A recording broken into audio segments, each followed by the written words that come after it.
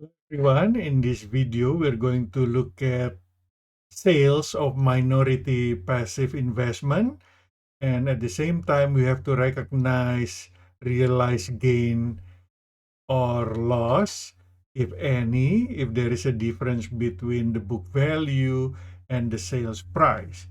So we bought these investments for $53,000, and then it went up in fair value at the end of year one to 55,500 in total. Those are the detail. And then it went down by $3,500 in previous video to December 31st, year two. So these are the latest fair value in total and for each individual company. And then on March 1st, year three, the company sold 100 shares of Able Company.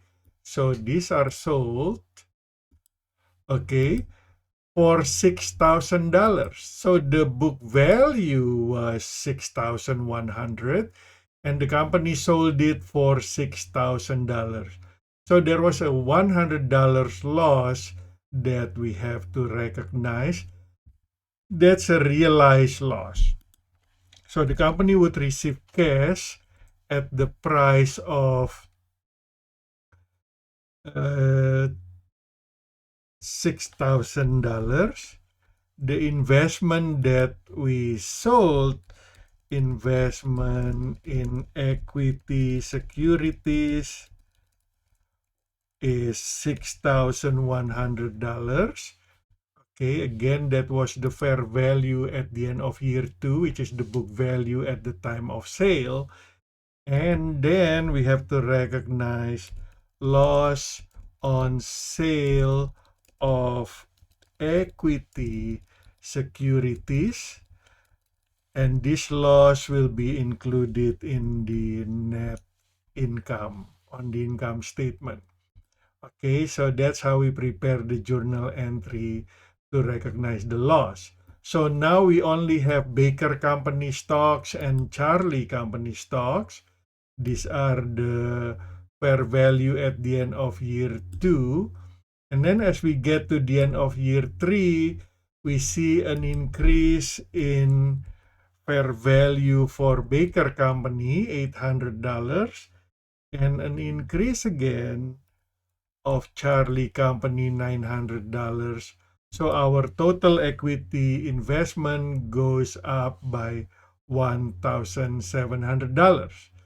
So because we have to report our minority passive investment at fair value, we have to increase it, investment in equity securities, for $1,700 here, the change in fair value. And then we have to recognize unrealized holding gain. This is a gain because it's on credit from equity securities. Okay, this will also be used to calculate our net income. Okay, so there is a loss of $100 that will reduce the net income because of the sale of equity securities for less than the book value. But there is a gain, $1,700, unrealized gain, because of the increase in the fair value of the equity securities. So that's how we recognize the sales, how we recognize the loss, and also unrealized holding gain and loss. Thank you for watching.